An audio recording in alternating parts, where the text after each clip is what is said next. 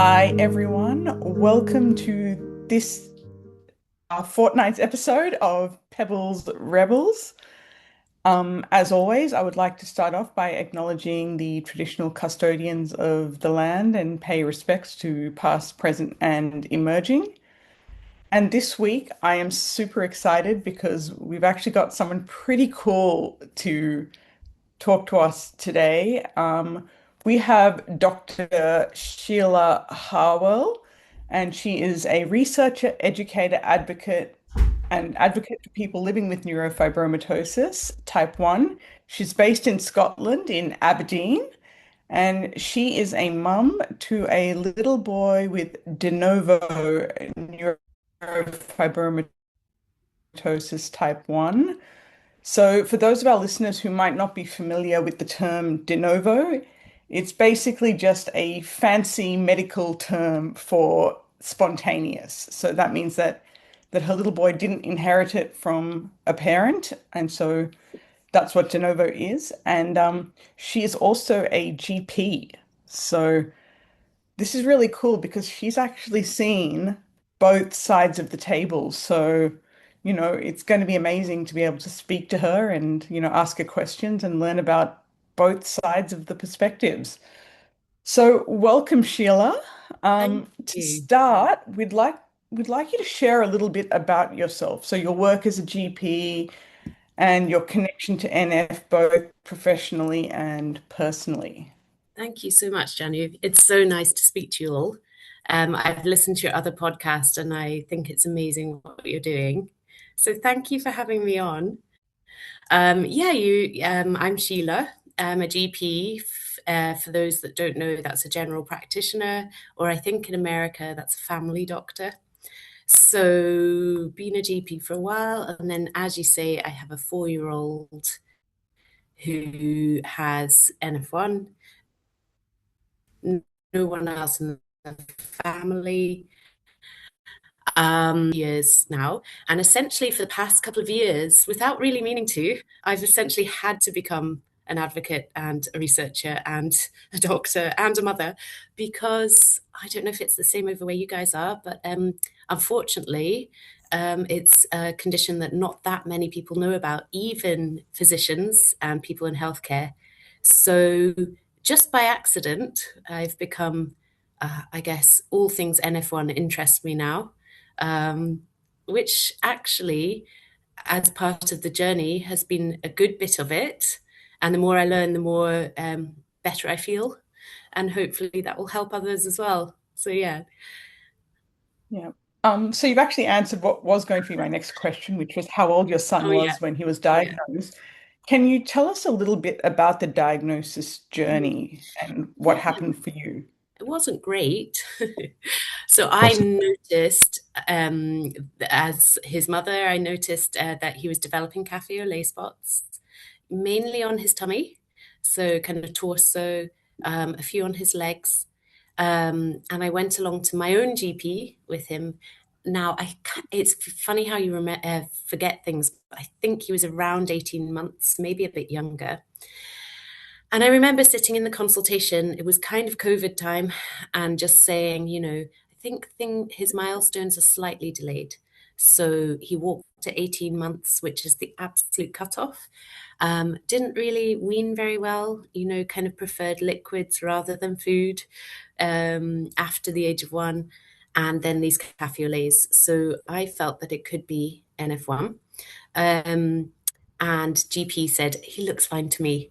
And you know what? I've heard that a couple of times now. He looks fine to Yeah. me.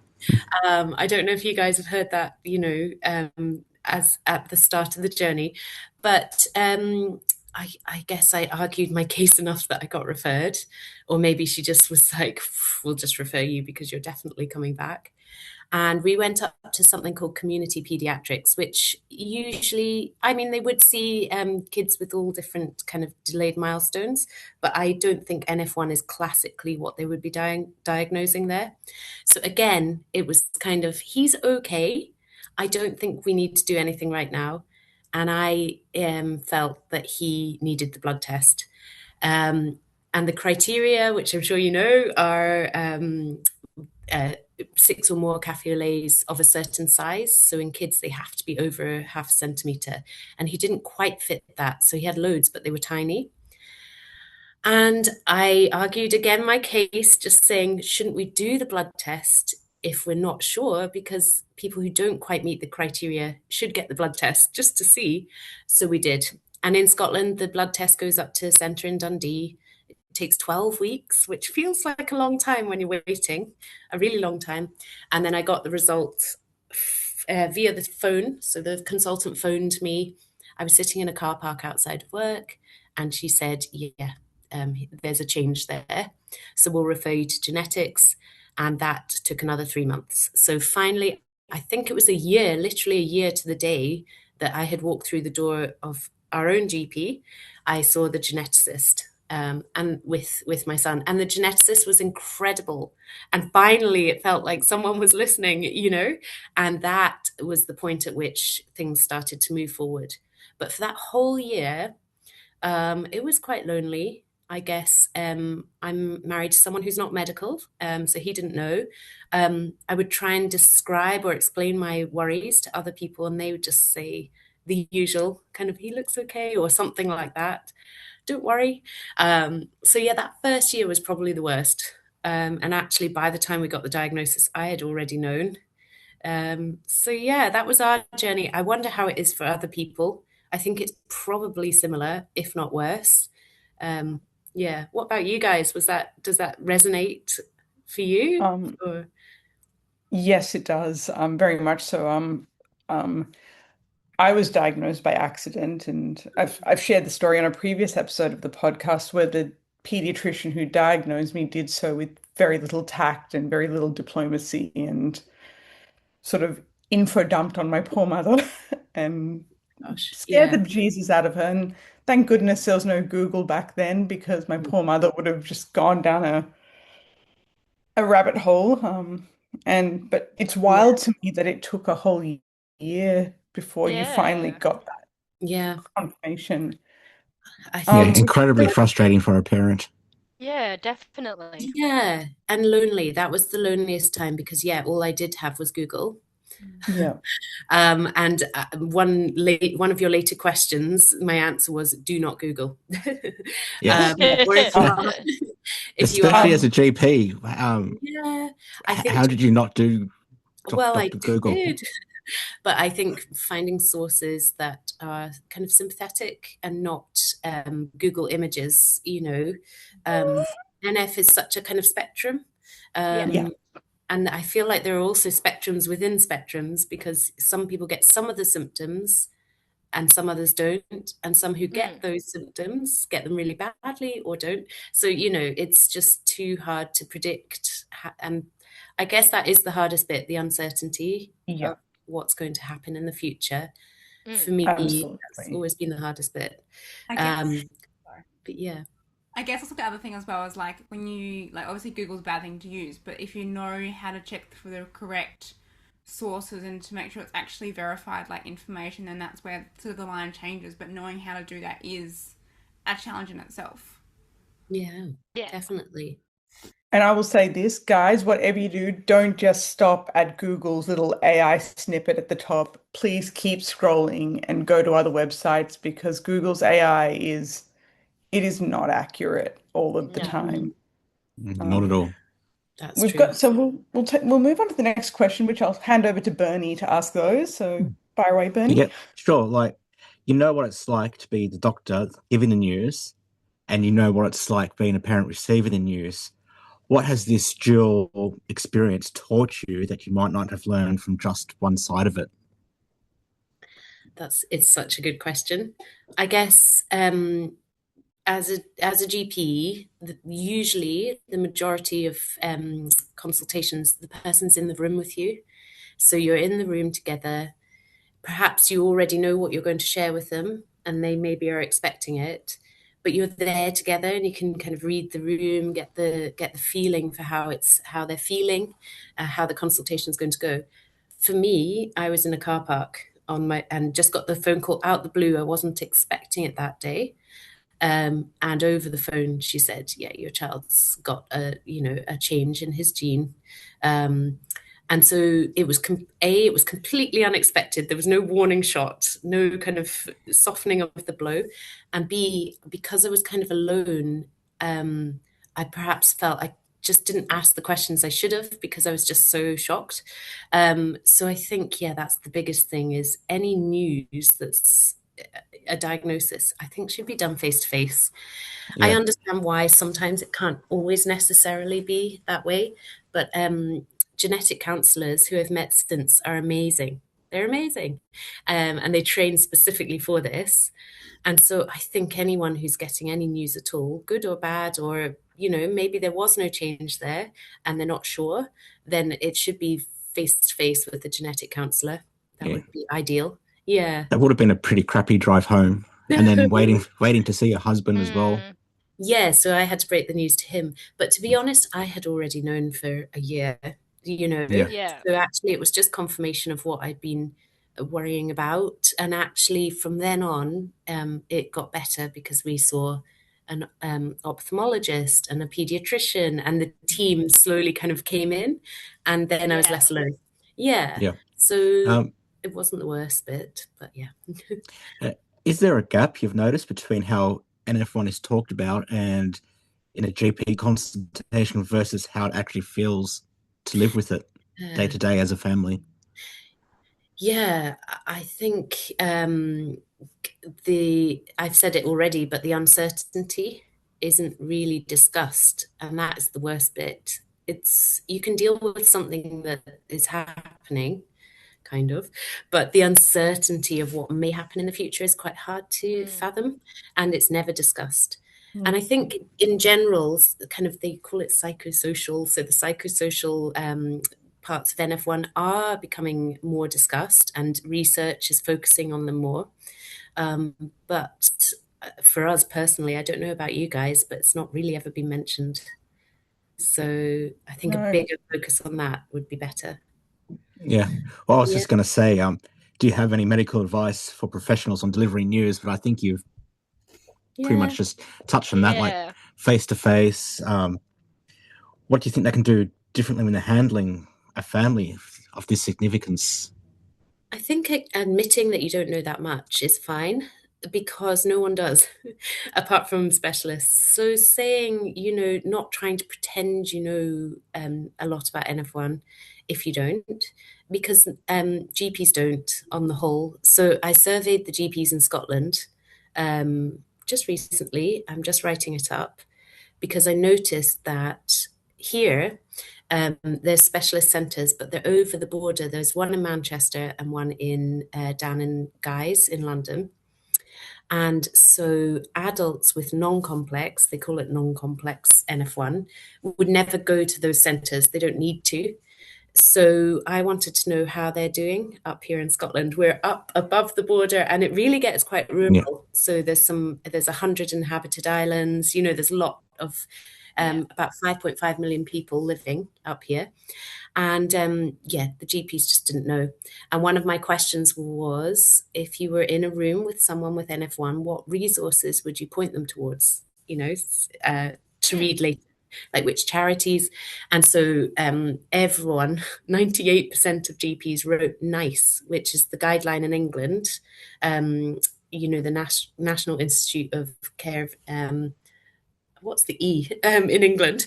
And that doesn't exist. So, they were all saying they would direct patients towards a resource or a leaflet that doesn't exist.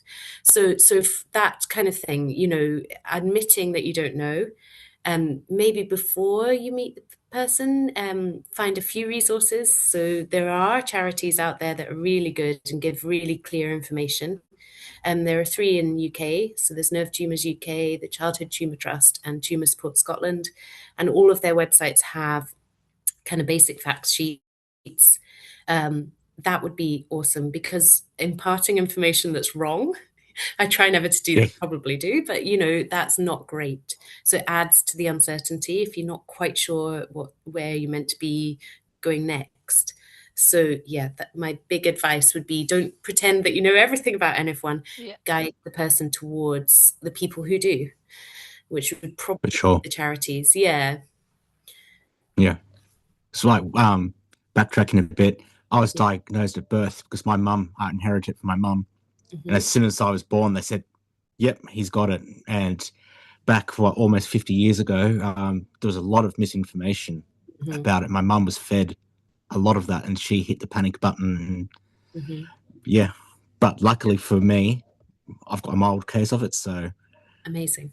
Yeah. um, yeah, And in my case, well, the NF clinic in Australia, or in Sydney at least, had just started as I was diagnosed. So they were learning along with me, if you will. And it was hard. And then when I became an adult, they this was all at the Children's Hospital. They still saw me until I was in my early 20s, but it got to a point where they were like, "Look, you're not a kid anymore. We can't keep seeing you." And I'm like, "Well, where's the adult NF clinic?" And it was, There wasn't I was one. just and going to but there say, was no Yeah, there was handover. nothing for adults until I th- was maybe 21 or 22. yeah, a lot of the information is focused the child this, the child that. And I think I was probably about 32. I got a letter from Westmead Hospital saying, look, we're starting to investigate what the effects are for adults because we don't have anything. We've got no information. So I Yeah. had an hour long interview with a researcher at Westmead asking all these different questions. Like, how do you feel? What do you think about the future? Yeah, it was quite extensive actually. And then there's me in Mhm. Adelaide who, I just fell That's into the abyss.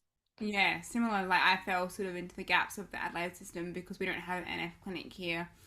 And from diagnosis, it was a case of, oh, we'll just see you once a year to monitor mainly my headaches. And it wasn't until I was an adult where I started pushing to have further investigations that, like, oh, actually, we need to keep an eye on these because the tumours inside are growing, and it's just, I think it just really highlights what you're saying there is like no system's perfect no matter what sort of country you're in. There's mm, gaps in every single system, and then the knowledge of the GPs is sort of also restricted and limited. Yeah. definitely. I, When I finally found that adult NF doctor, one of the first things they asked me was, "You've been going for regular breast cancer checks, haven't you?" And I said, "What?" And they said, yeah. "Oh, women over 30 with NF should be getting regular checks for breast cancer." And I had no idea. Like, no one ever told me about that risk when I was growing up.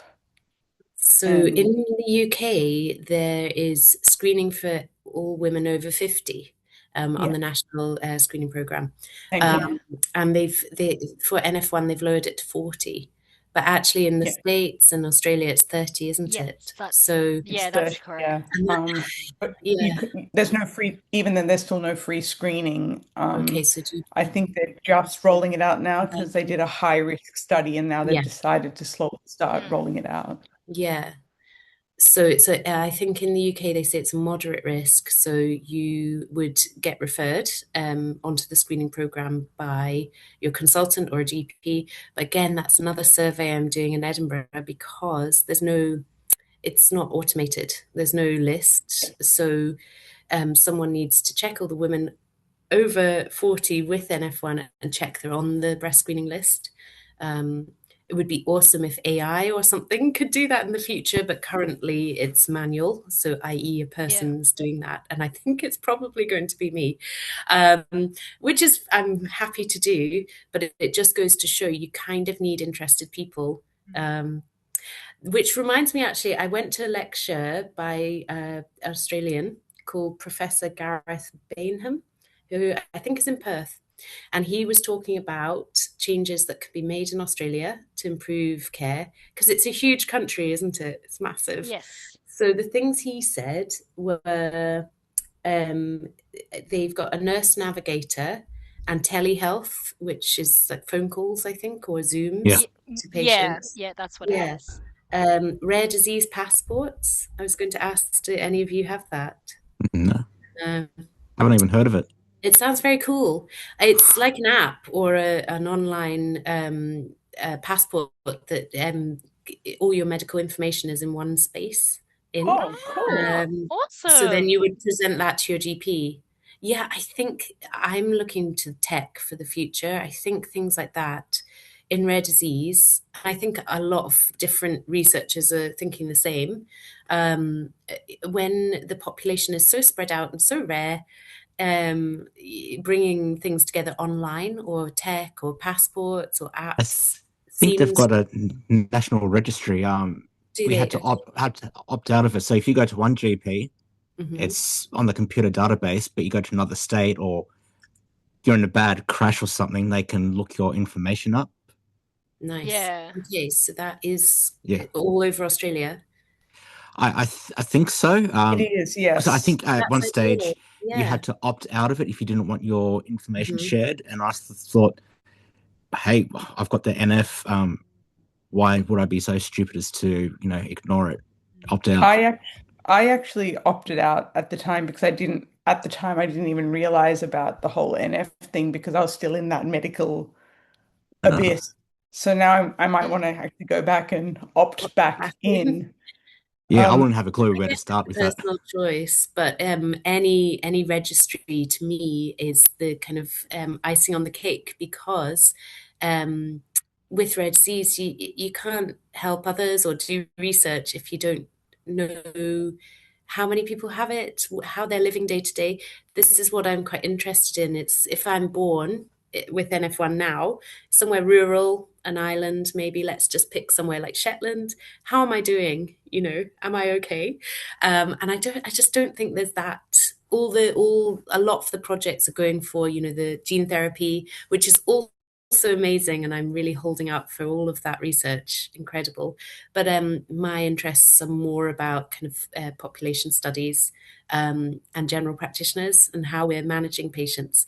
I think the answer is very badly, unfortunately. But yeah, this lecture by the prof, Bainham, gave me hope. He said that GPs are fundamental in rural areas because in Australia there's lots of electronic systems and some practices still use paper. And his projects are to bring that all together in a rare disease passport. And so I sat in his lecture like, yay. And maybe if Australia gets it right, we can copy you in Scotland Yeah. and learn from each other because I think that's what's needed. I think some countries are doing really, really well. Austria, so not Australia, but Austria is doing really well. They have a guy called Klaus Roll there who has moved things forward over the past 8 years. He's a dad as well of a daughter with NF, and he's linked everything together. And now people who live in Austria get to go up to the university. They have like a full body MRI as an adolescent, etc., etc. So really good care. And actually, the changes he made are achievable in different countries. I think it's just about um, looking at the country as a whole and seeing what the needs are Mm. because like Australia is really quite big.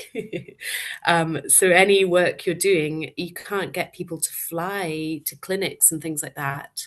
It would be a yeah. lot, wouldn't it? Yeah. Yeah. Yeah. The only um really good clinic in Australia is actually in Sydney. okay. Mm. Yeah, and And do so you guys go to that or not? sorry. Do any of you go to that clinic or Yeah. not? Oh, so Bernie, Kira, and I do because we're Yeah. in Okay. same state. So, but Yep.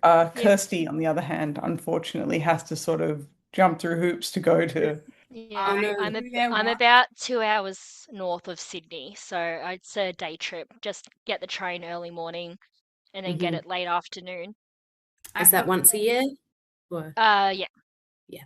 I Yeah, flew there once a once year. for it, but then they've since gone. We can't see you because you're not in our state. Um, Oh. so because of how Australian healthcare works, they're very picky with. Oh, but you have to be in our state for us to see you, effectively. So So I go a little more often because Mhm. I'm now on a clinical trial for a MEK inhibitor. Okay.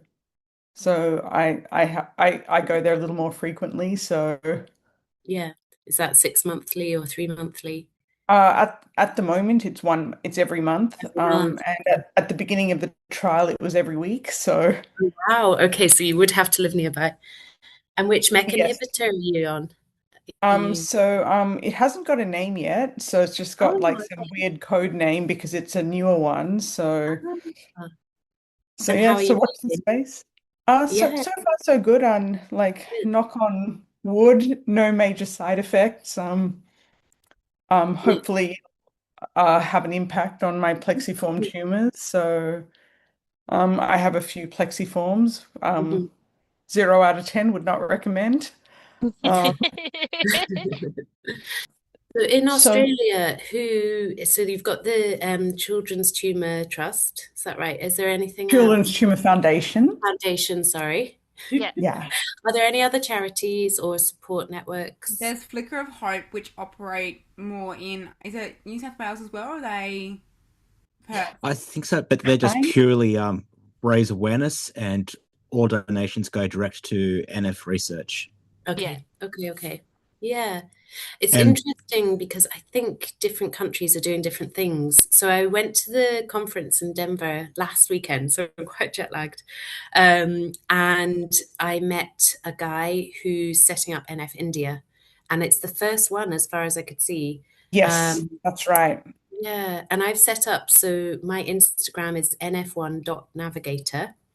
And initially, I set that up for Scotland because I felt sorry for us because Yeah. the yeah, specialist clinics are in England, which is, we're all part of one nation, but there is this cross-border funding you have to get. So Yeah. if my son ever did need to go down, we would get a different doctor, probably his geneticist, to fill in a form and paperwork. I asked her about it and she said they usually accepted. So I was like, okay, it's not even Mm. 100%. It's just this extra Yeah. barrier. And I'm sure you guys, I don't need to tell you, but barrier after barrier is quite tiring. Yes. Um, Yeah. so that's why I set it up. I just wanted to kind of reach out, see how others were doing. And then since Oh, then, I've that's realized, awesome. yeah, it's So really, we'll put your handle into oh, fab. different Yeah, things. please join For anyone. anyone who are It's listening from the worldwide. UK, it's Yeah, nf1.navigator. yeah. And I'm For so everyone. happy to and I'm so happy to hear that, there's something starting in India because Yeah. one of the things that I do is I'm one of the ambassadors for CTF Australia. And so, I do things on my own Instagram. And I've had parents from India reach out to me and ask for help. And Yeah. I've had nowhere to send them. So I'm so glad that something is Same. starting. Yeah, I had Mm. a guy from Iran reach out and Yeah. I researched it for him. I found an NF Egypt. I found a kind of support group in Egypt. I mean, it's not that close, is it? But it was the No. closest I could find, unfortunately. So, Yeah. yeah, I think part of NF1 Navigator in the future is going to be to try to bring together worldwide charities or resources or Instagrams into one place, like a list, so that people know what's out there. Because, yeah, Mm. like you Yeah. say, the worst part is feeling alone. And it really, my message for today would be you're not alone. Um, Yeah.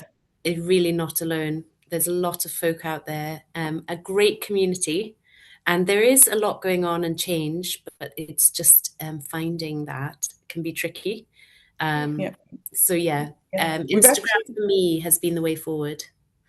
We've actually got some questions for you Oh yeah. around navigating public health systems, school systems, and just those Oh yeah. practical things. So, Kirsty, do you want to kick off? Yeah. So like, what's some advice you'd give a parent who's just received a NF1 diagnosis and is now facing their first interactions in the health systems? You've kind of covered that a little bit already, but I guess looking at Yeah. like GPs referrals and specialists. Yeah. I think it's a really hard one because we got discharged inappropriately from ophthalmology. So um, I feel that I'm no expert myself because I feel like I should have been saying, no, you can't discharge us, but I didn't. I just sat there quietly and let him discharge us. I think knowing the basics, so knowing what you're entitled to, what the rules are. So, for example, for us in the UK, it's breast screening over 40 in women, um, ophthalmology until the age of 8 every year by an ophthalmologist, and then a pediatrician annually, and then as an adult, a GP annually. So I know that much. And so then you can fight for your rights, I guess. It's a bit tiring to have to do that. But yeah, um, uh, in terms of kind of going into school, that's actually a new area for me as well. So my son, I've deferred a year, so we can do that here because in Scotland they start school age 4, which can be really quite young. Yeah, so I've deferred him till he's 5. Again, that was just a decision I made independently on my own, no advice or anything. I just felt he wasn't ready. His speech is quite poor. We do have a speech and language therapist. They've been amazing.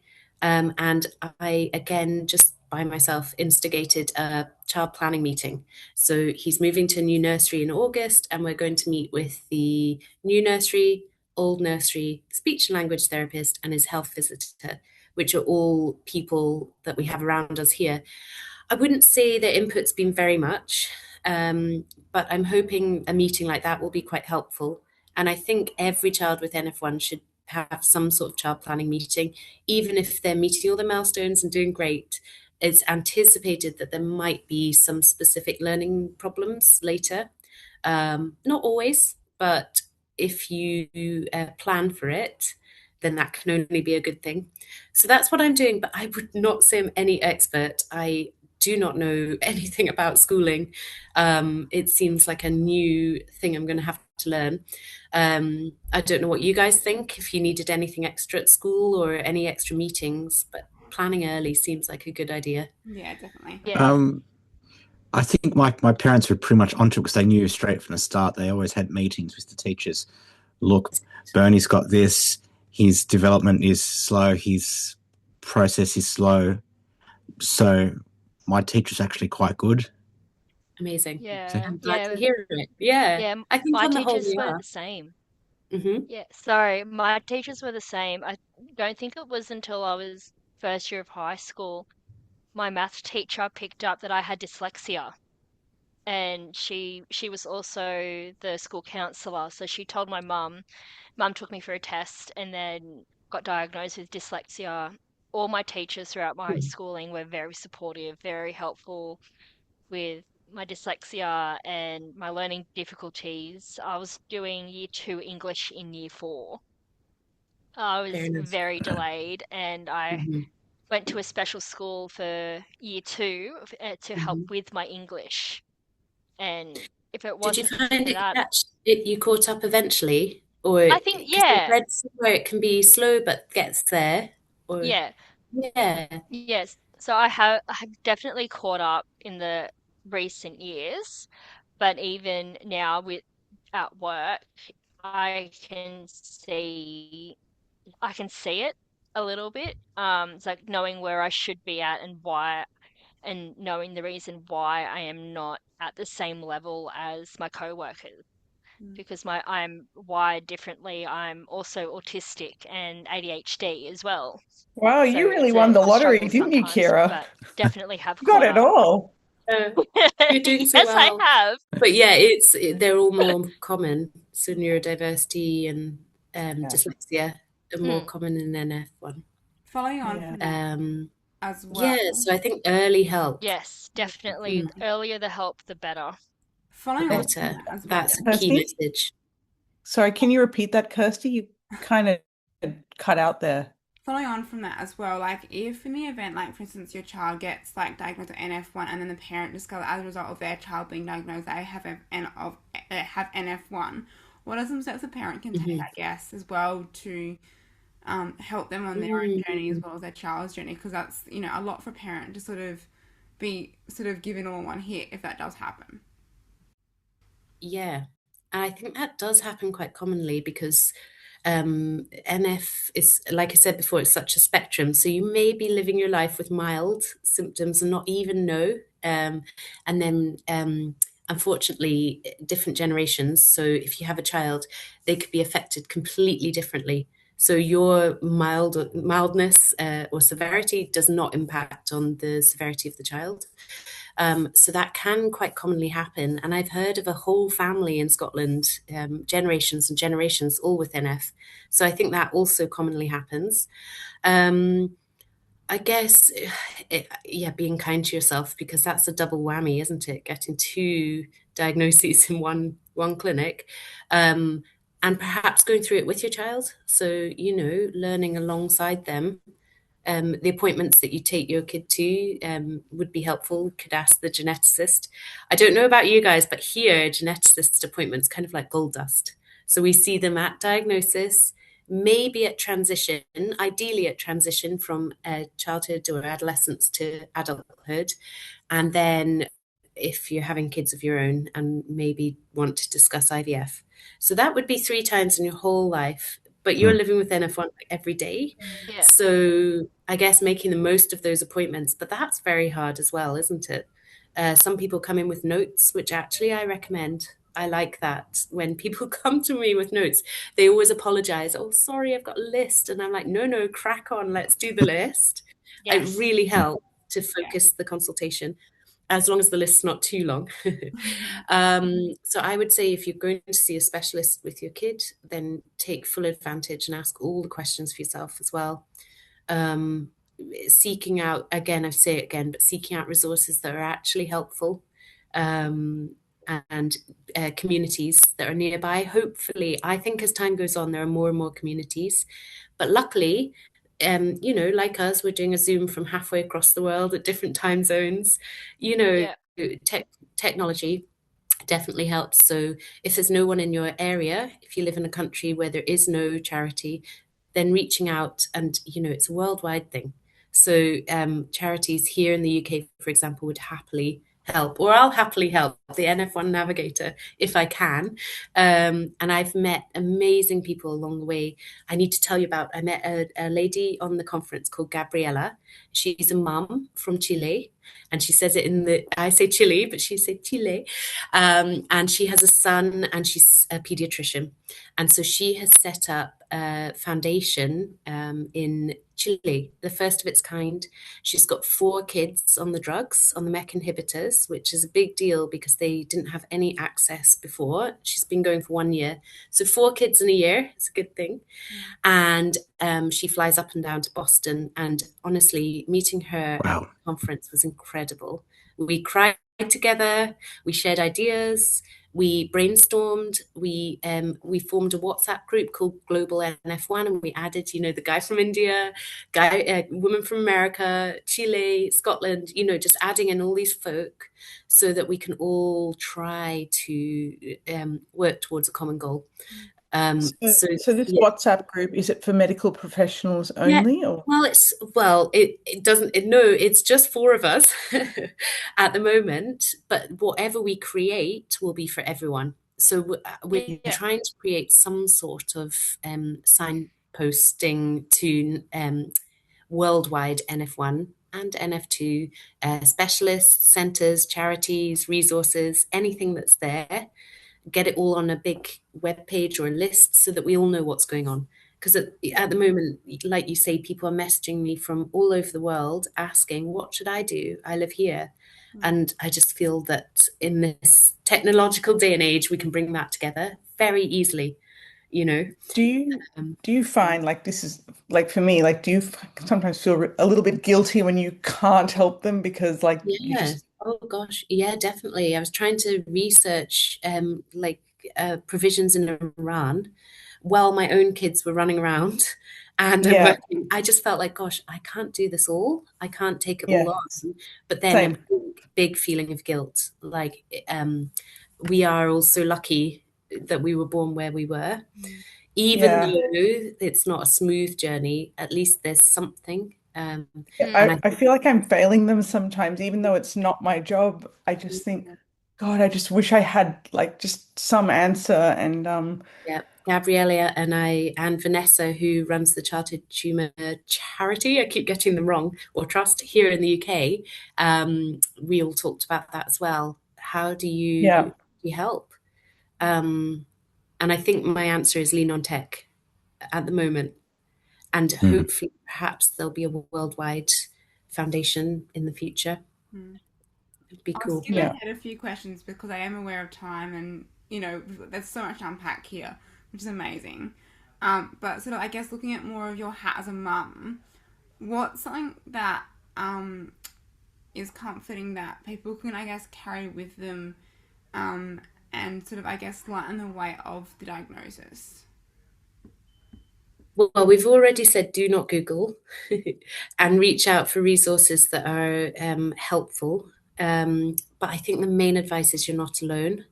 Um, NF, even though it's a rare disease, it's the most common of the rare diseases, isn't it? So it's one in Yes. Yes. 2,500. Yeah. So you're really not alone. And 50% of those are de novo or spontaneous mutations to the first in their family. So it is a difficult one because you could very much feel alone if you're the mum to a little kid and not quite sure what to do. But yeah, reach out. There are people who have been in your shoes, who've walked the same journey. Reach out. I'm more than happy to receive messages if that would be helpful. And I think things like this podcast, are amazing. Just talking about NF, Thank you. yeah, Yeah. incredible. Yeah. And That's keeping up positivity, yeah, yeah. it's the That best thing. that's why we started this podcast. So then people with it who don't have anyone they don't feel alone. Exactly. I think And it's that's incredible. yeah. Yeah. And Yeah. as I always Um, say, you're not alone with this condition. I've got good friends of nearly 20 years who have their twins. They both have NF, Mhm. and I can go to them for absolutely anything. And if we Incredible. didn't meet at a camp, we wouldn't have known each other at all. But I've got such a good friendship with them that I don't feel alone when I am with them and when I'm with these guys. I was just Nice. going to say that's how I feel about these guys. Yeah. That's incredible. So you recommend the camps? Because that's another thing Oh, Oh, yeah, we're a not there hundred yet. percent. A Yeah. hundred 100%. percent. What age do absolutely. you start the Anywhere to camps connect at? with community. I think community connection is key. Like in Mm, Yeah. Adelaide, when we had the light up NF, where some of the buildings in the city we lit up blue and green for NF Awareness Yes. Month on the, I think it was the 17th of May or whatever it was this year. Yeah. I organised a small group of the Adelaide people to sort of walk around the CBD and have a look at the lights together and took photos mm, together, and like it's just a great way to connect to different people. That's amazing. yeah. Yeah. And for I think the one place in camp, Scotland lights up. It's the Kelpies. They're these two massive horses made of metal. They're in Falkirk. So they lit up one horse nice. blue and one horse green, and that was incredible. Oh, lovely. Yeah. Awesome. Stuff, Yeah. yeah. Hopefully Um, we'll get more. all right, so we've got a couple more questions. Kira, do you want to sort of jump in and Yep. ask those last couple of questions? Yes, absolutely. What is your advice for parents who notice possible signs of NF1 but don't have a diagnosis? How do they raise these with a GP for a referral, and if they're either overreacting or underreacting? Good question. I don't think you can ever overreact. I'll just start with that. If you're worried, you're worried. That's fair enough. That's very valid. I've been asked this question time and time again, and I've had other mums in Edinburgh, actually a GP, say, like my niece has cafe au lait, what should we do? It's difficult. There's no guideline, there's no pathway where we are, but information. So there are European guidelines on how to diagnose NF1. I think they're the best. I use them. New guidelines are being written apparently, and that's very much needed. But going in armed with either a print off or knowledge of what the criteria and what you think you meet, be prepared to maybe have to argue your case. Don't expect a general practitioner to know about NF1. Unfortunately, there's about 10,000 rare diseases, if not more, and we can't know them all. And now being on both sides, I can see how that's a problem, but I just don't think it's going to change. I have a friend who just had a baby with Prader-Willis syndrome, and I had to Google it because I wouldn't be able to talk to her about it otherwise because it's a rare condition. Yeah. So don't expect the general practitioner to know. Luckily, there are people that do know, like the geneticist usually is the kind of gold standard, so getting to them. But I think being prepared for a bit of a journey. Don't feel you're not overreacting. If you notice changes on your baby, definitely get seen and express those worries. and be hopeful that the person you're expressing them to understands and refers. I think getting the referral, getting the blood test was really helpful for us. Yeah. But yeah, I did have to fight. So be prepared. And again, if anyone ever wants to talk about it, I'm reachable on NF1 Navigator. I reply to private messages all the time, and direct them to the people who know. But just one last question before we jump into rapid fire questions. Okay. If there is one thing you want every listener, parent, clinician, or otherwise to take away from this conversation, what would it be? I've said it like 10 times, but you are not alone. Is Yes, the big yes, one. I think yeah, for clinicians, it's don't downplay parental concerns. I had many people saying, he seems fine to me. He's yeah, speaking. I know you're worried, but he's still speaking. That doesn't actually help. I think validating someone and saying, okay, you're worried. What can we do? Is the most helpful thing. yeah, Being told that you don't think you need referred, it's just unhelpful. So for clinicians, it's mum usually knows best, mum and dad, so parents, I mean. So referral, if they're asking for it or they think they need it, is completely valid for any parent concerned about their kid about anything. For people in general, people in the community, I think it's the same thing. Stand up for your rights. You deserve to, and get those referrals. Look for the yeah, community, and it's not all negative. There are positives.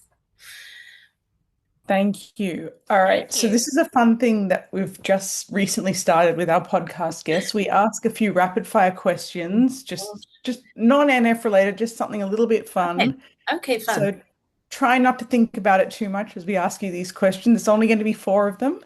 So first question, what book are you currently reading or what show are you currently streaming that you absolutely love? Ah, on the plane to Denver, I started Michelle Pfeiffer's series called The Madison, and I The loved it. Madison. I loved Cool. it. Now Yeah. it's about grief. It comes with a kind of trigger warning. It is about grief, but it's beautiful. I wept the whole way to Denver, but in a happy way. So I recommend that. Season Yep. two Yeah, has been Oh, have you confirmed. watched it? Yeah, Oh yeah. Did you like it? loved it. I loved it. Yeah, It was so unexpected. I was just on the plane, like unable to sleep, and suddenly I was transported into Montana, where it's filmed. I loved yeah. it. Yeah, So the Madison. the Cool. All right. Madison. Next question. what is a show you're embarrassed to admit you love? Your guilty pleasure. Oh, that's so funny. So I love Jane Austen, okay, but I also love end of the world movies. And so my husband's like, Hmm. what are we watching tonight? So I will either be watching a period drama and being Yeah. totally obsessed, or something like, did you ever watch San Andreas with The Rock? Oh Did you yeah, guys yeah. ever watch that? Yeah. Oh, I'm glad you watched it, Not Bernie. yet. Yeah. Loved it. It had a cameo from Kylie Minogue. I So don't you have remember to that. watch it. Go ahead. Oh, so the world is ending, bad things are happening, and suddenly Kylie Minogue's in it. Please watch it. It's Love hilarious. Cool. Kylie. Yeah. Yeah, so do I. My question for you is one famous person, dead or alive, you'd love to have dinner with. Oh, I think it's going to have to be Taylor Swift. I mean, she got married yesterday. I think she's done really cool things. She's such like a role model for women and kids everywhere. Yeah. And she's just doing what she does, and she's doing it the best way she can. So yeah, I love Taylor Swift. She's Yeah. shaking off the haters. Yeah, shaking them off. She's probably on her honeymoon, like having the best time of her life right Yeah. now. I'm so jealous. But yeah. And what's your go-to comfort food?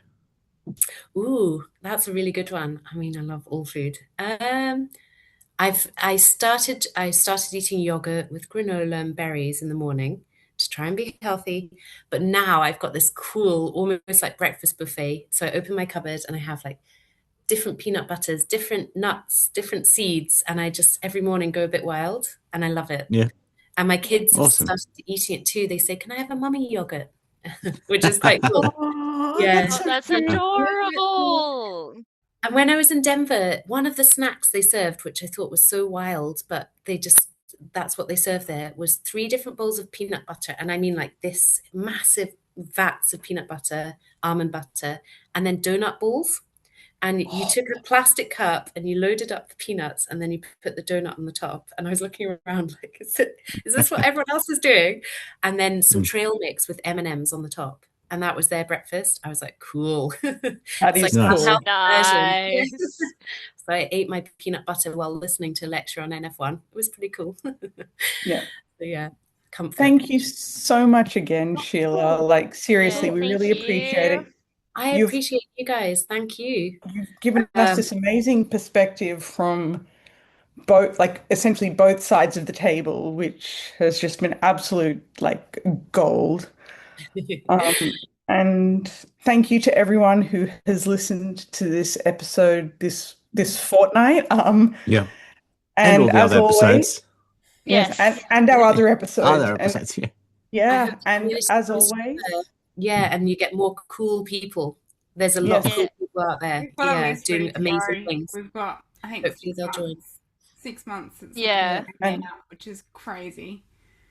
Amazing. yeah. But yeah, And as always, to everyone listening, if you want to come on our podcast and share your story, share some insights, we would love to have you on. So please reach out to us on Instagram, TikTok, Facebook, YouTube. Where else are we? got Is an that email everything, account if guys? you're that way inclined Yeah, Yeah. as well. we've got an email account. There's Carrier Pigeon. We've got the whole works. Yeah. Please Yeah. reach out and join the rebellion. Just remember, you are not alone. See you on the flip side, You're not Rebels. alone. Stay strong and keep on waddling. Thanks, everyone. Thank See you so you. much. Bye Bye. now. Bye. Bye. Thank you.